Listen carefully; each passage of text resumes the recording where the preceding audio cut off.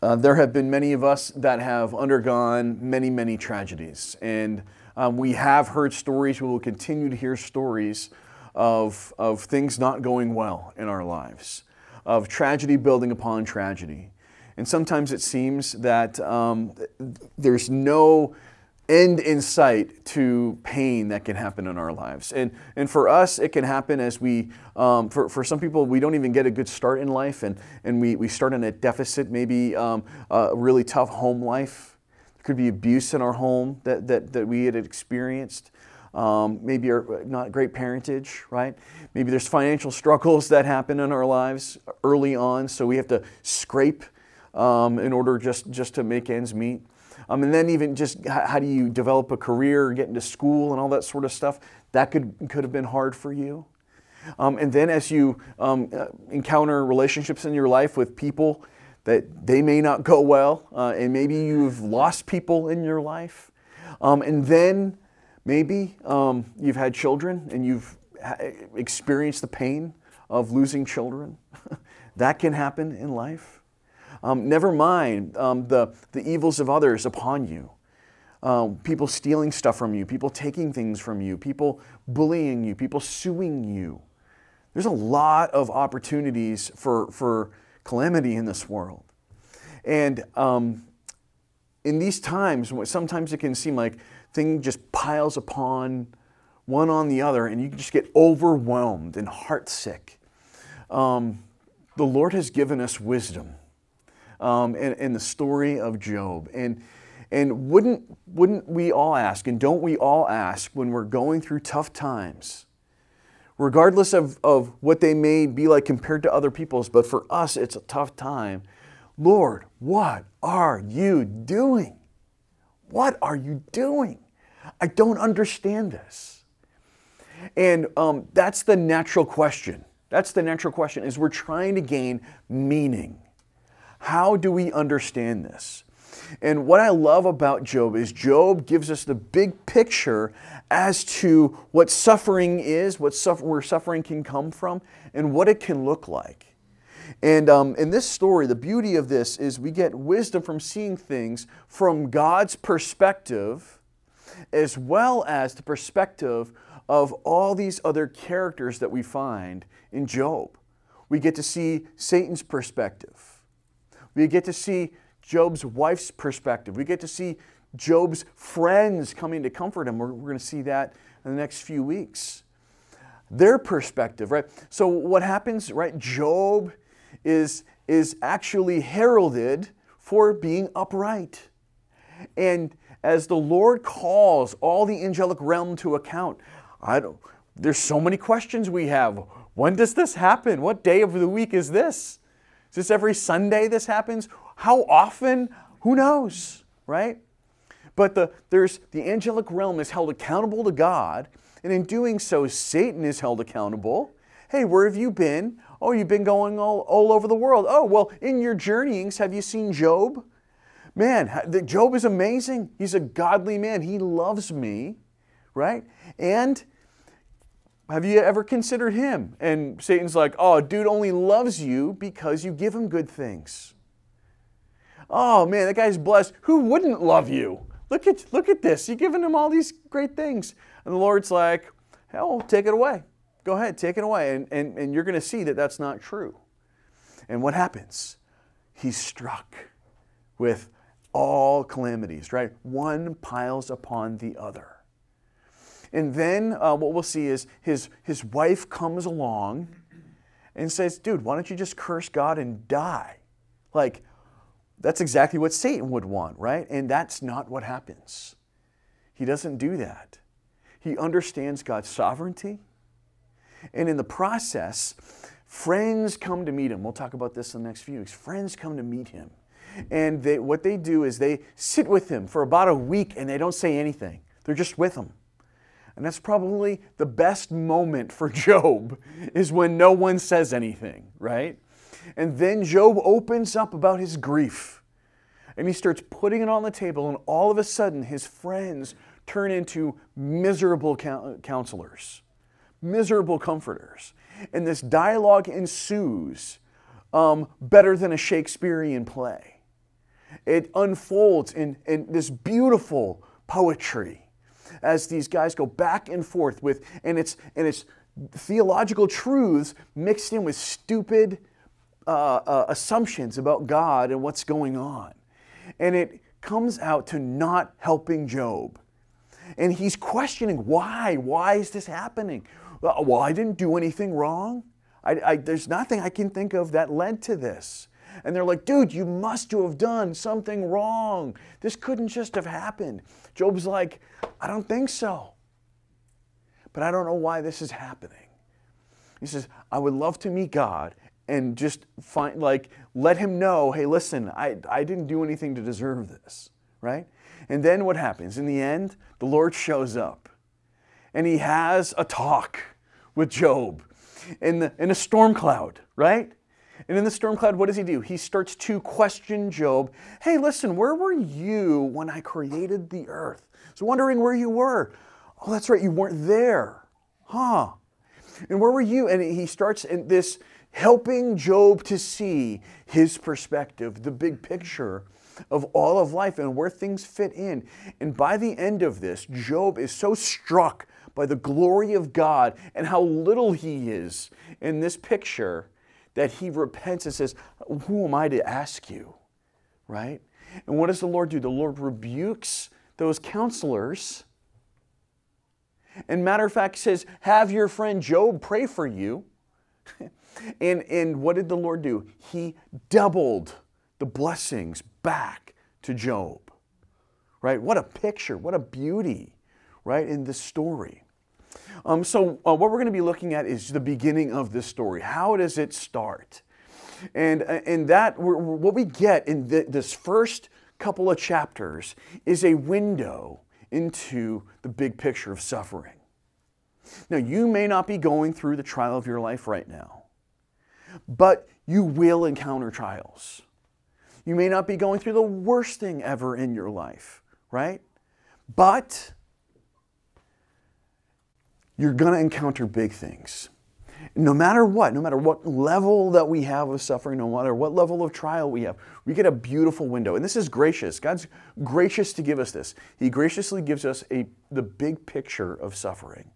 He doesn't have to do this. He graciously gives us this so we can start to go, oh, I get it. I get it. In this big picture, there's so much to learn. There's so much to learn. And what we're going to do is we're just going to look at 3 things to learn from this particular big picture in these first 2 chapters. And the first one is this. God is sovereign over all. God is sovereign over all. This is awesome. This is awesome. And some of you may have never considered just how sovereign God is. And for God to be sovereign, what does it mean? It means He's the king over everything. That means He's got all of the power, all of the authority over life, right? And over death, over everything, right? He's the creator and the sustainer of all reality. And that is something that sometimes we think of theoretically, oh yeah, but applied theology is what Job is. And this actually gets applied for us, and we get to see the practicalities of how this works itself out.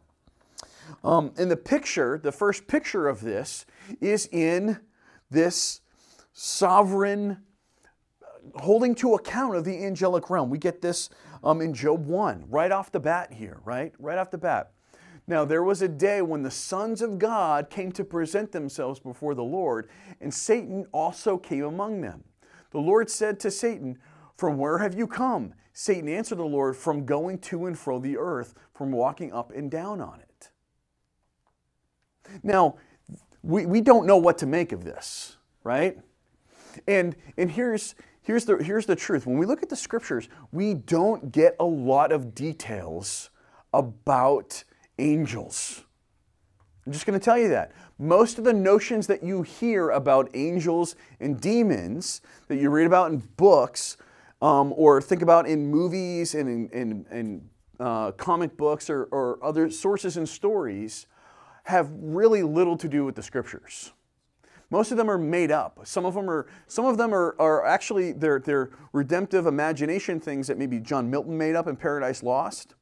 Some of them come from Dante's Inferno, right? Or from writers like Dante, among other writers out there. Some of them come from old, Greek mythologies and stuff like that.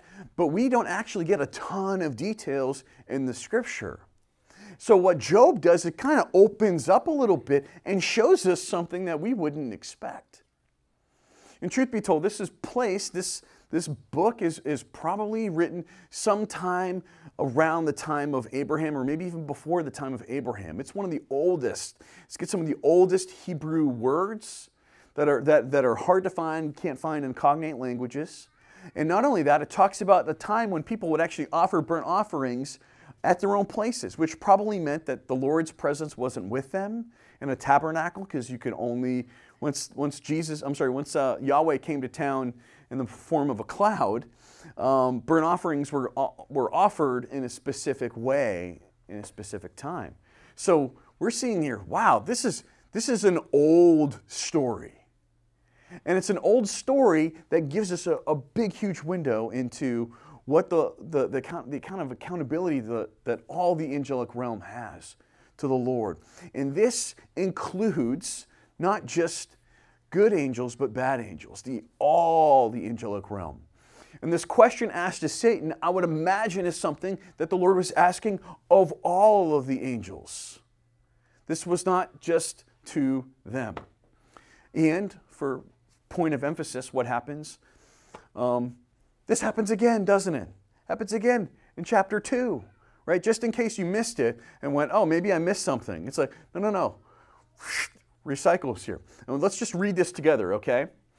Again, there was a day when the sons of God came to present themselves before the Lord. And Satan also came among them to present himself before the Lord. And the Lord said to Satan, from where have you come?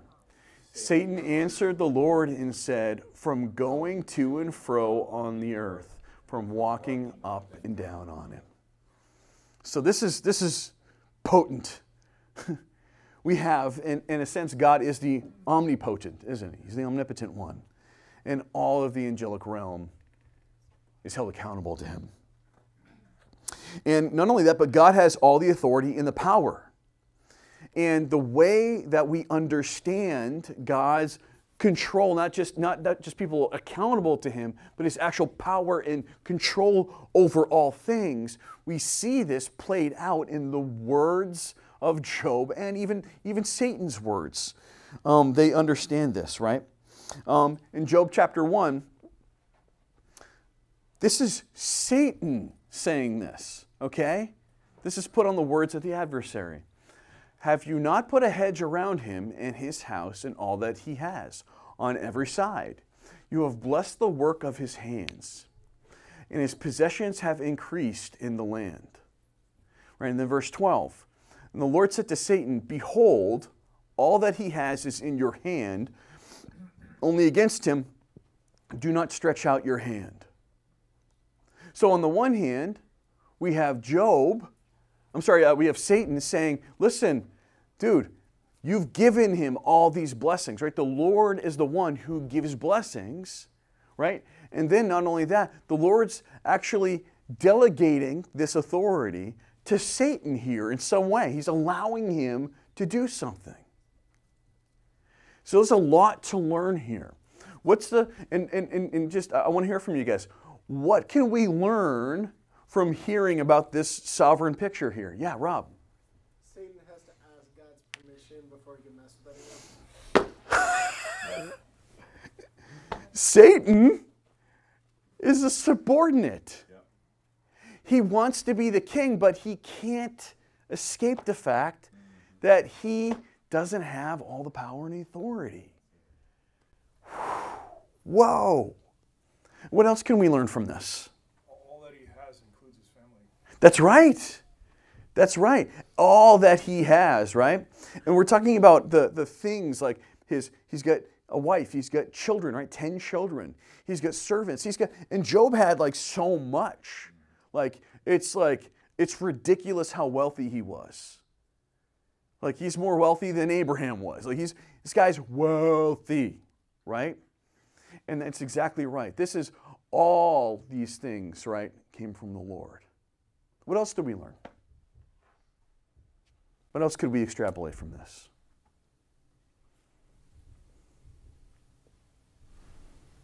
Yeah, Steve. Well,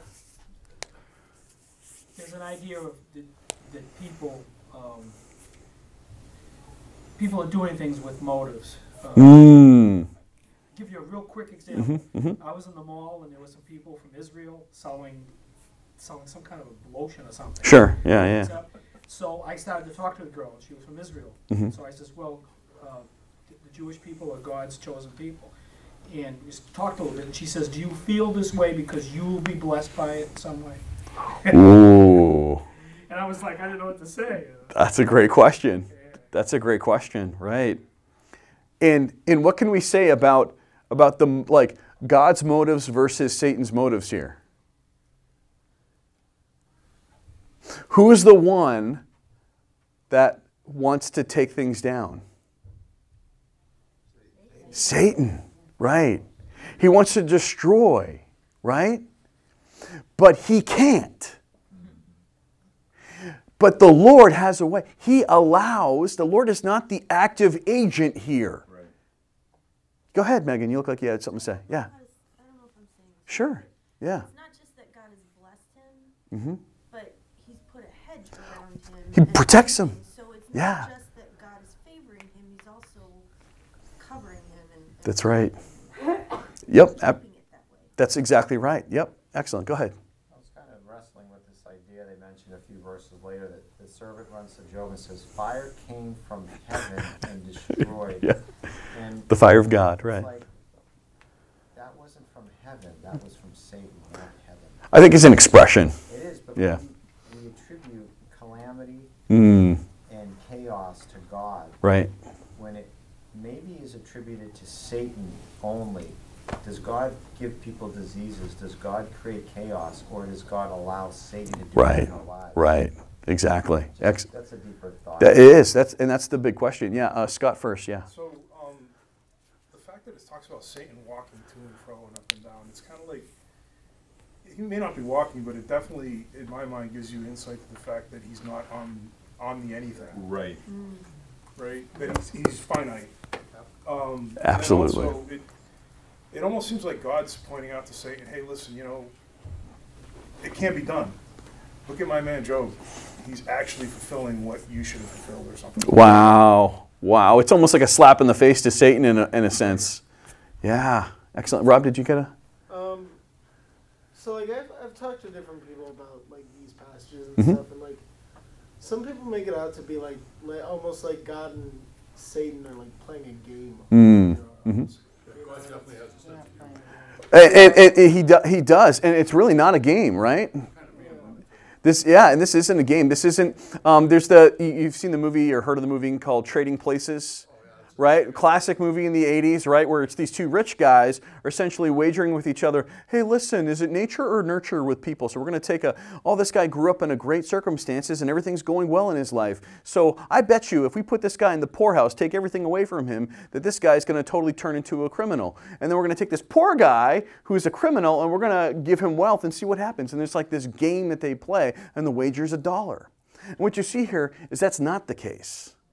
This is not a wager. It's not a wager at all. This is God going, you don't know something. You don't know something. I think Scott hit the nail on the head. Is that Satan only can go and examine, and he's limited by what he can see and what he can experience. God knows the hearts, right? He knows everything. Megan, yes. But he also knows the outcome. Absolutely. That's right. So Satan is just projecting what he thinks would happen. Exactly right. God, it seems like he's just gambling away Job in his life, but he knows Exactly what's happening. what's going to come. Including the fact the Lord knows that this is going to become something that you are going to learn from now. You see how big he is? You see how glorious he is? Is that all this story is way bigger than one person, right? And that's kind of the point, isn't it? And that's how big God's sovereignty is, right? And not only that, Job knows this, doesn't he? What does Job say, right?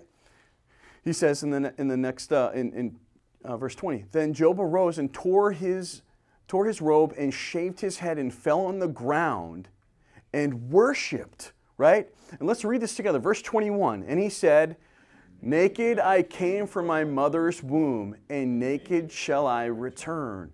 The Lord gave, and the Lord has taken away. Blessed be the name of the Lord. Wow, right? And this is actually the inspiration for Matt Redman's song called Blessed Be Your Name. And it was after him and his wife had a miscarriage. And this worship leader looked to the book of Job with his wife as to help them to grapple with this tragedy in their life. And they wrote a song together. Blessed be your name, because they got this. And even in his rebellion, Satan is subject to God as king over all, right? Verse 7, you hear it very clear, right? Where have you come from? Now, this is not God not knowing. This is not God missing Satan on the God GPS, right? That's not what happened here. This is a reckoning. This is an accounting.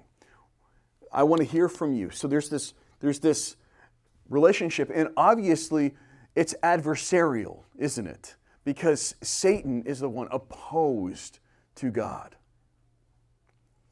And all the way, what we're going to see is God is the one who advocates for Job. Satan wants to destroy the guy. And he's got a way of thinking about Job that's based upon his experience with human nature. And that's going to be our second thing we can learn from, second lesson here, is Satan is not stupid. He may be dumb, but he's not stupid. Okay? He may not be able to get it. He may be thick, but he is perceptive. And Satan knows our tendency to worship God for his blessings. Embedded in this is a subtle rebuke to us, isn't it? It's a subtle rebuke. And this comes from Satan in his knowledge of humanity. He knows us, trust me. He knows us well. Satan is a fallen angel who in his pride has led a rebellion of the angelic realm against God. In Revelation 12, we get this picture. Revelation, we're getting a kind of an unveiling of history for us. And part of the signs that we see here, Revelation 12, it says, and another sign appeared in heaven, again, a great red dragon, which clearly symbolizes Satan in the story, with 7 heads and 10 horns, and on his heads 7 diadems. His tail swept down 1/3 of the stars of heaven and cast them to the earth. And the stars in this apocalyptic of John is considered to be the angels. They're like the stars of heaven. So we see this is a way of John, the apostle, telling us about Satan leading a rebellion. And look at his influence behind him. All of a sudden, boom, he can lead people astray. And this is the way he's always operated. He's a deceiver by nature. He's the one who tempted Eve in the Garden of Eden to disobey God, right? In Genesis 3, we get this, right? Now the serpent was what? More crafty than any other beast of the field that the Lord God had made. And he said to the woman, did God actually say, you shall not eat from any tree in the garden? This is his game. Satan's name means adversary. It means accuser. It means the one who's against. And that's exactly the way he's always been. In his doings, he has learned a lot about deception and how to deceive people because he understands basic psychology. And it's really not rocket science. Good things happen to when good things happen to people, they like it. Wow, Satan, you're a genius. People like it when good things happen to them. Wow. Well, you're such a genius, right? It's true. He's essential, and he's not only saying that, he's questioning God's goodness in this with Eve. That's how he starts. He goes, man, I don't know if he wants you to be like him, even though he created you in his image. I don't know if he wants, and that's the big thing. He's trying to give them a better sell. Go off on your own, strike off on your own. And what's happened in Ephesians? In Ephesians, we understand that Satan is the prince of the power of the air, right? The Apostle Paul says, and you were dead in your trespasses and sins, in which you once walked, following the course of this world, following the prince of the power of the air, the spirit that is now at work in the sons of disobedience, among whom we all once lived in the passions of our flesh, carrying out the desires of the body and the mind, and were by nature children of wrath like the rest of mankind. This is us, right? This is where we came from. This is our natural heritage. And Satan knows a little bit about us because on the one level, we're all born as his children in a sense, following his way, carrying his identity, right? And he's the prince over us in a sense from the womb. And what happens in the gospel is that the Lord rescues us and adopts us into his family, right? He rescues us and adopts us into his family. And that means we get all of the privileges of being a child of God by grace. It's not something that we earn. But there's a nature that we have that's been corrupted. And Satan was the tempter that led us to our corruption. And so Satan has seen a lot and is going to and fro the earth. Why? Because he dominates it as his own realm. That's the way he sees it. But yet, he's right in a sense that people don't have pure motives. He's kind of right here in a sense. He's just not right about Job. He's right in a sense. And he's always challenged people's motives, right? In Genesis 3, what did he do? He said, for God knows that when you eat of it, your eyes will be open and you'll be like God, knowing good and evil. Nah, the Lord, he doesn't want that. The Lord's not good. That's kind of what he's saying. You need to have discernment. That's what he's saying, right? And he's questioned that. And here in Job, he's questioning Job. And he's questioning his integrity. And the skeptic in you probably goes, maybe he's right. It's really hard to believe that somebody can have a good motive, isn't it? Yeah. Right? Just like what Steve was talking about, right? That woman going, do you think they're blessed because connecting with them and supporting them means you'll get blessed, or they're selfish, right? We're all skeptical of each other that way. And Satan says, have you not put a hedge around him in his house and all that he has on every side? You have blessed the work of his hands, and his possessions have increased in the land. But stretch out your hand, touch all that he has, and he will curse you to your face. Man, anybody who has that much stuff would love you. And you know what?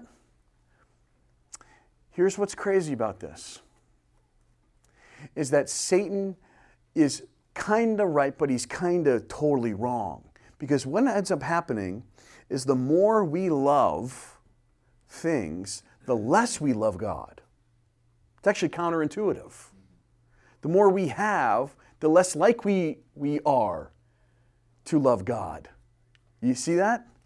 And he even says in chapter 2, he says, yeah, just take his skin away, right? Or take his flesh away. Stretch out your hand and touch his bone and his flesh, and he will curse you to your face, right?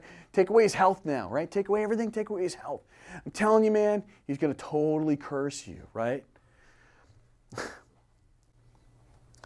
And our natural tendency is correct to chase after possessions and have them replace God. But it's very difficult to be both rich and godly.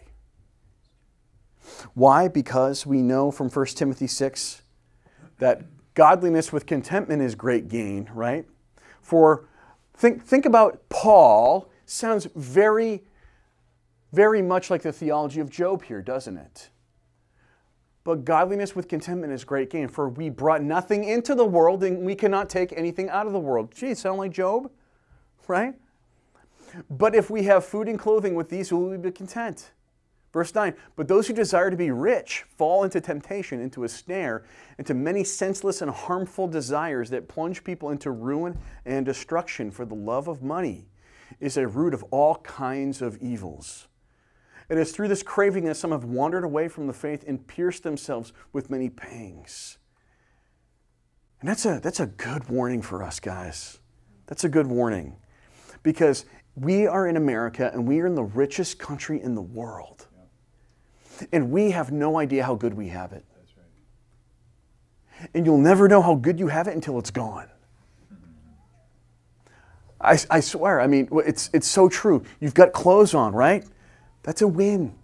There's people in this world that don't have those. You know where your next meal's coming from, right? And you're so sure about it that you're just sitting here in your mind thinking of the menu. There's people in this world that are just going, I'd like to have something. Maybe a peanut today. And the thing is you're so insulated, right? We have such a hedge, right, around us. We can't even imagine what that's like. And so what happens is when things are taken away from us, then it's like, wait, huh? That can happen. Because we don't realize just how rich we are, how good we have it. And it's so true. And so Satan is perceptive. But he doesn't have all of the information, particularly about Job. So he knows our tendencies. He knows our tendencies. So here's our third and final lesson and takeaway from this big picture we get. God graciously giving us this big picture. Is that Job suffered, get this guys? Job suffered because he was godly. What? Yeah. Let's rewind that, okay? Maybe we can just read this together, okay? Job suffered because he was godly. Do you believe he just uttered those words? Makes you think, doesn't it? The whole point of this story, the whole hinge of this story is Job didn't do anything wrong. And there's what? And we can't even connect the dots to our own life. Like, I must have done something wrong, or maybe God doesn't love me. None of those things are true in this story. God loves Job. As a matter of fact, this is a badge of honor to Job, that you're going to go through some tough things. It's not because God doesn't love Job. Quite the contrary. God is the one who pointed out to Satan precisely that Job is godly. And his godly character, and God had no intention of judging Job. That was not the agenda. Right? It just repeated everywhere. Can we just read this together? We're going to read verse 1. There was a man in the land of Uz whose name was Job. And that man was what? Blameless and upright, and one who feared God and turned away from evil. Verse 8. And the Lord said to Satan, have you considered my servant Job, that there is none like him on the earth, a blameless and upright man who fears God and turns away from evil? Chapter 2, verse 3. The Lord said to Satan, have you considered my servant Job, that there is none like him on the earth, a blameless and upright man who fears God and turns away from evil? He still holds fast his integrity, although you incited me against him to destroy him without reason. Hear those words, brothers and sisters. The trials that you are encountering are not because God doesn't love you. The hard times that you will encounter are not because God doesn't love you. Would you consider that it's precisely because he loves you? Precisely because he cares about you. Precisely because he wants you and your character to be put on display. This is awesome. This changes everything about our approach to suffering here. And here's the thing, is the major difference. There's a lot of differences between God and Satan. We could sit here all day and talk about them. But one big one, and I think Scott is the one who pointed this out. Satan doesn't know Job's heart. God does. God does. And guess what? He knows your heart. He knows your heart. And I know that any time you experience anything that's not going your way, your first thought is, where is he? Because in your mind, you've made this connection that bad things don't happen to good people. This is the manual for this. Bad things happening to good people. Yeah, that's kind of this category, isn't it? And it's not because the way we think about it is if you do good, you'll get good. If you do bad, you get bad. Right? If I do something wrong, something bad is going to happen to me, which can be true. Right? It can be true. But what we're starting to understand here is God's category of grace. And you're going, what? Where is grace in any of this? Here's the grace. The only reason Job is righteous is because of God's grace. This is built upon faith in God, not based upon merits. Job didn't accrue all of this because he earned God points because, yay, I did all these things, therefore I'm going to accrue this. No. Here's what's happened, is that God has already taken care of judgment for Job. And it's not based on his performance. And here's the awesome thing. When you get grace, it means you can't lose it. You can't lose it. And this hinges upon the greatest category that we learn from this story. This is a story about the big story. The big story is about another innocent sufferer. And his name is Jesus. Job helps us to get a category and put in place a pattern for us to understand what righteous suffering looks like. And it's a shadow that's going to point us to Jesus, our Savior, who would love us and give his life for us.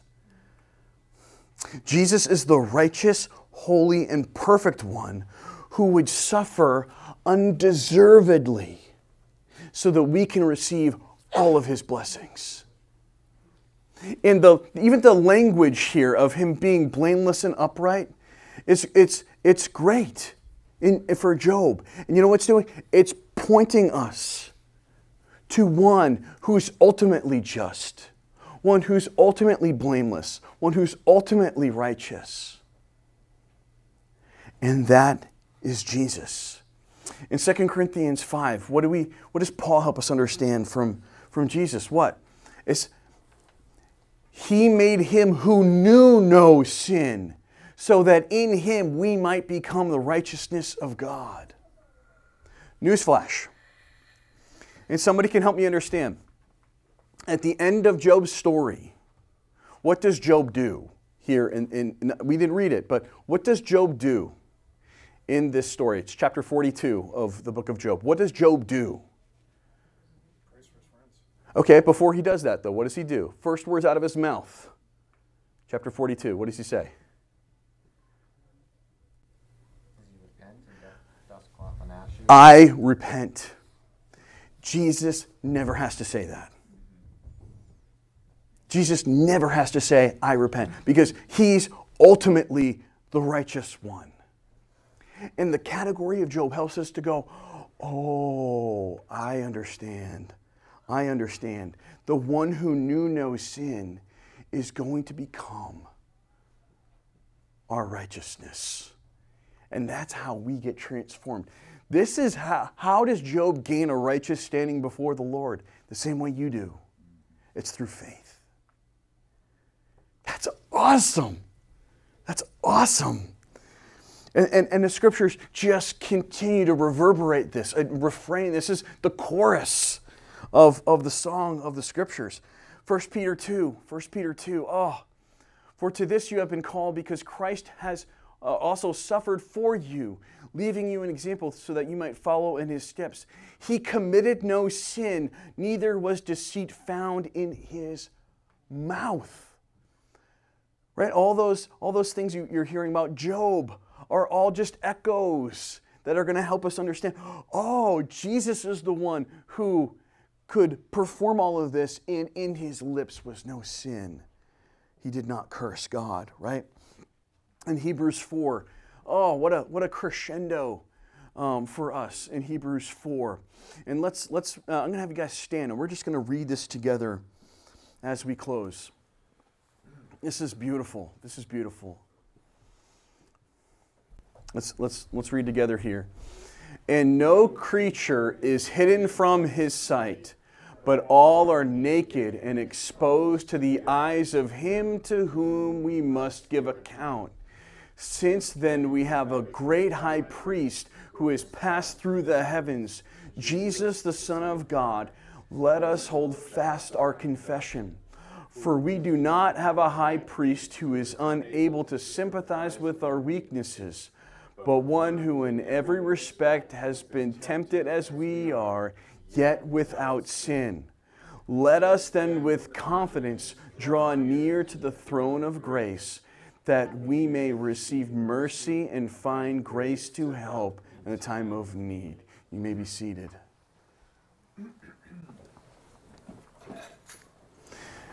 So part of the big picture here that the gospel helps us to see is that if all we knew about God is that he's sovereign and in control of everything, and then all we had understood is that, just like Satan knows, we're all in our motives really, really deserving of judgment because we worship God for possessions somehow, right? Or for wealth or money. We replace him. What we understand through the gospel is that the sovereign God is also the suffering God. And I'm telling you, there's no other faith, there's no other God, there's no other system in this world that's going to preach to you that God suffered in your place for you so that he can be a comfort to you when you suffer. That's the big picture of the story of Job. That's the window into suffering. And God graciously gives us that big picture. So we're going to pray, and we're going to ask the Lord for help, and then we're going to take communion together.